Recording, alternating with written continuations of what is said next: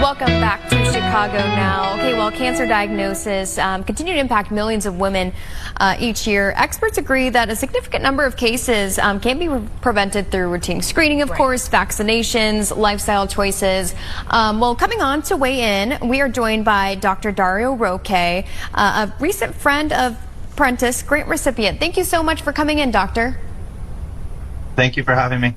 So let's talk about it. Maybe some of these ways that cancers can be prevented.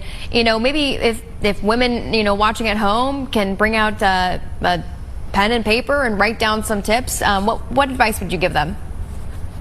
I think there's different ways to answer that question. One of the easiest things to do is make sure that you're undergoing routine screening for those cancers that we can screen for earlier.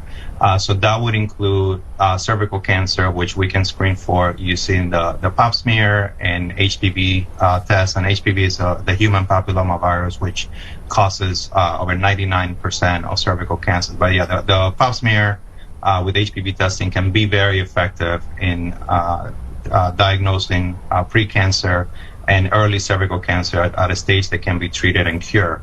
Other cancers that when we think about women that can be prevented, certainly breast cancer, which if women are undergoing routine mammograms, that can also be detected at an earlier stage that can be potentially and usually curable.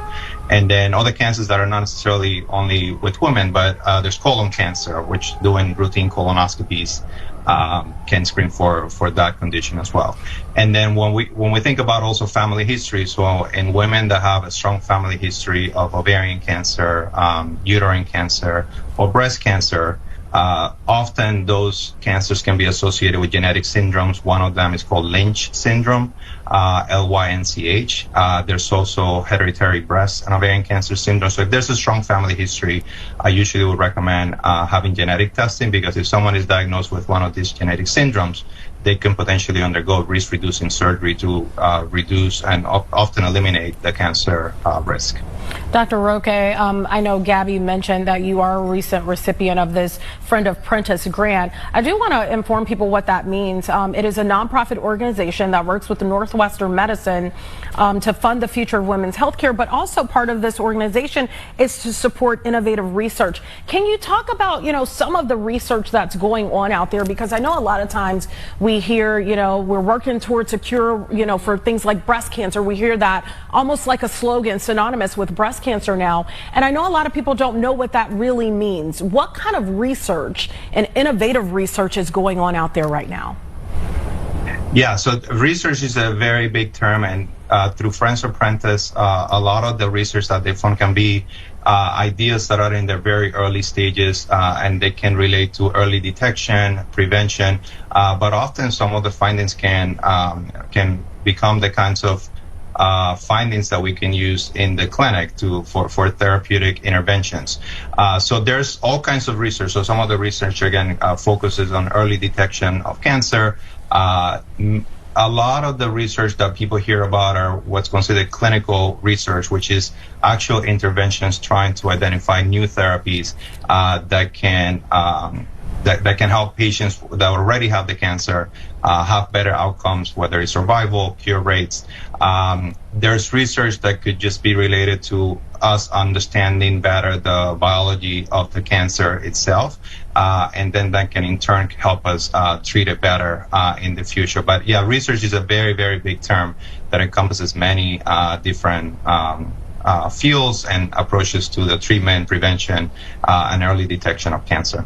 Doctor, can you talk about maybe be a little more specific with like what kind of research you guys are doing right now? Is there one that maybe is in the works that people can look forward to, or is already being used with patients?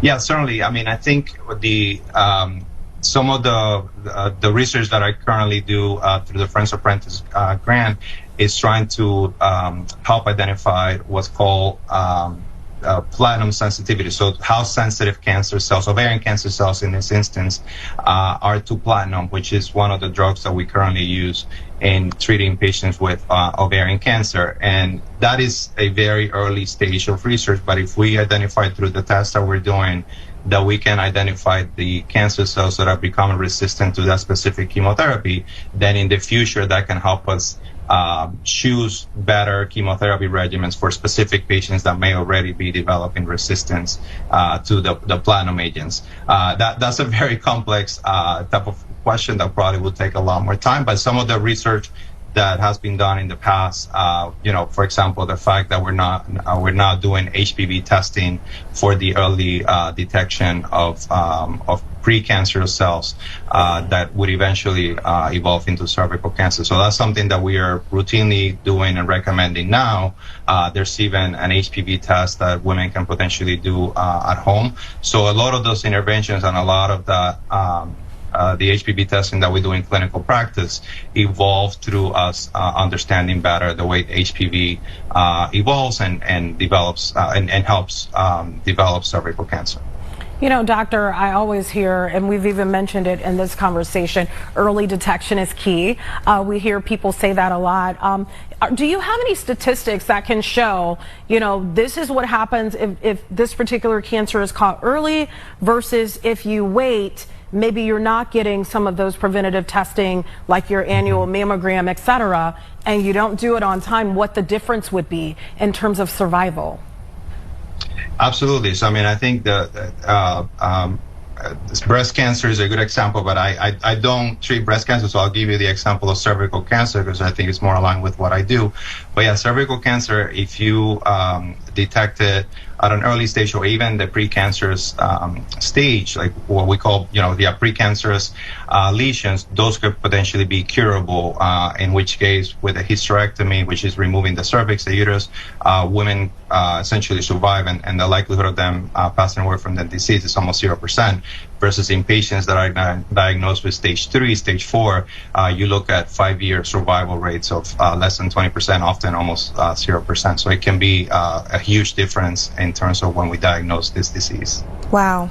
And you mentioned, with cervical cancer and HPV, a lot of people don't go in, right? Because they can go undetected. Can we just stress how important it is for people to go in for these screenings, before they have major symptoms where it forces them to go into the hospital? Maybe they're feeling a little bit off. I'm assuming you encourage them to go in and make sure they're getting checked.